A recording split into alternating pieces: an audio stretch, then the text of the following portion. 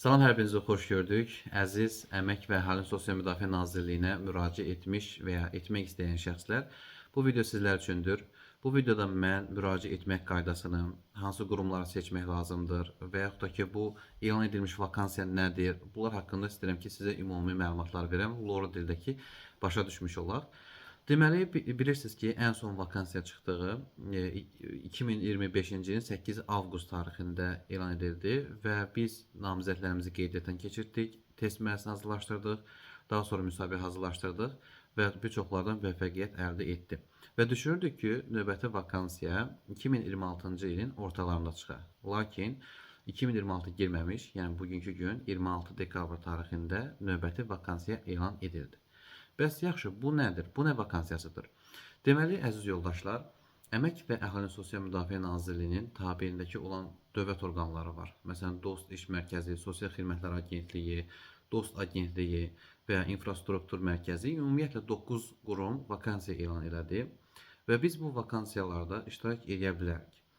İndi burada dövlət qulluğuna fərqi nədir? Dövlət qulluğuna sən hazırlaşırsan, test üçün sertifikat əldə edirsən, daha sonra sertifikatdan sonra müsahibə mərhələsi gəlir, onu hazırlaşırsan.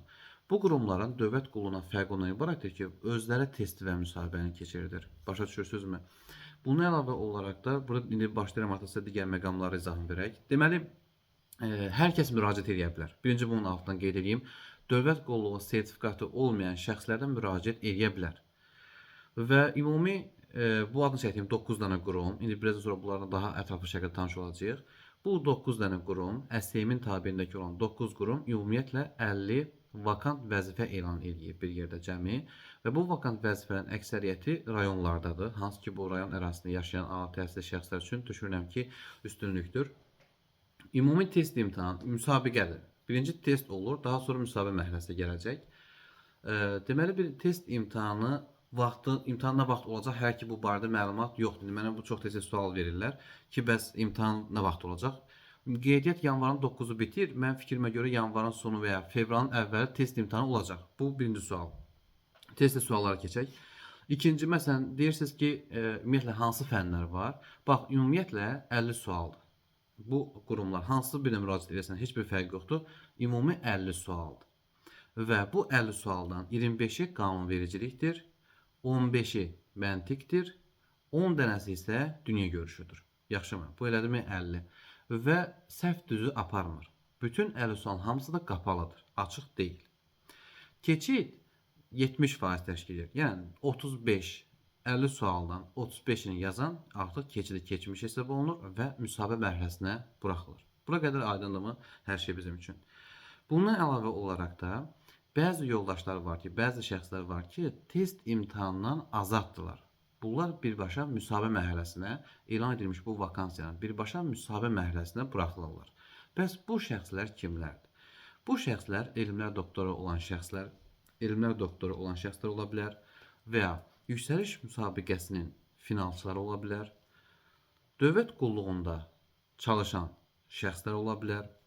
Buna əlavə olaraq birinci, ikinci səviyyəli peşəkar mühasib sertifikatına malik olmuş şəxslər müraciət edə bilər və gənc dost alt proqram vasitəsilə A kateqoriyalı könüllülük sertifikatını əldə etmiş şəxslər ola bilər. Buna əlavə olaraq dövlət qulluğu müsahibə mərhələsində iştirak edib, hər hansı bir qurumun ehtiyat kadrında qalan şəxslər müraciət edə bilər.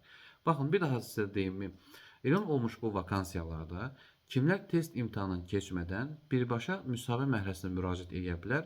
Hansı ki, mən düşünürəm ki, kütlənin əksəriyyəti məhz bu daha çox vacibdir. Bilirsiniz kimlər? Hal-hazırda işləyən dövlət qulluqçuları testdən azaddır.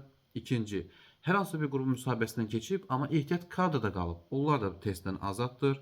Daha sonra dövlət qulluqçuları, peşəkar mühasib sertifikatı almış şəxslər, yüksəliş müsabiqəsinin finalçıları və deyirik ki, gənc dost alt proqram vasitəsilə A kateqoriyalı sertifikat almış şəxslər bu işdən, yəni test mərhələsindən azaddılar. İndi burada elan olmuş ən son vakansiya 8 avqust tarixidir, 2025-ci ildə. Orada bir çox namizədlər 9 yerə, 5 yerə, 4 yerə müraciət eləmək olardı. Amma bu elan olmuş vakansiyalarda yalnız bir yerə müraciət etmək olar. Baxın, altdan xətt çəkirəm. Yalnız bir yerə, bir quruma müraciət etmək olar. Bəzilərinizdə indi ona görə imtina gəlir və yaxud da ki, qeydiyyatdan keçərkən siz artıq qeydiyyat tamamlamışsınız deyə sizə bir mesaj gəlir. O siz niyə elədi? Çünki 8 avqust tarixində siz qeyddən keçmisiniz zaten. Bir il ərzində bax ümumi müraciət sayını tamamlamışsınız deyə bugünkü gün qeyddən keçə bilmirsiniz. Dediyim kimi 50 yerdir. Yalnız bir yerə müraciət etmək olar. Ümumi 50 sualdır. 25'i qanunvericilikdir. 10 dənəsi dünya görüşüdür və 15 dənəsi də məntiqdir. Hər vəzifə üzrə qanunvericilik dəyişir. Yəni 50 vəzifədə 50-sinə qanunvericilik eyni deyə bir şey yoxdur. Amma dünya görüşü və məntiq demək olar ki, standartdır hamısında. Test mərhələsi nə vaxt olacaq? Dediyim kimi yanvarın 9-una qədər qeydiyyatdır. Yanvarın 9-undan sonra, yəni təxminən mənim fikrimə görə yanvarın sonu və fevralın əvvəli imtahandır. Artıq mənim qruplarım başlayır test imtahanına və yanvar ayının 5-i bizim ilk dərsimiz olacaq. Və altdan da qeyd edirəm ki, bütün namizədlərin seçimini əvvəlki müsabiqələrdə olduğu kimi biz özümüz eləyirik. Seçim etdikdən sonra artıq başlayırıq dərslərə.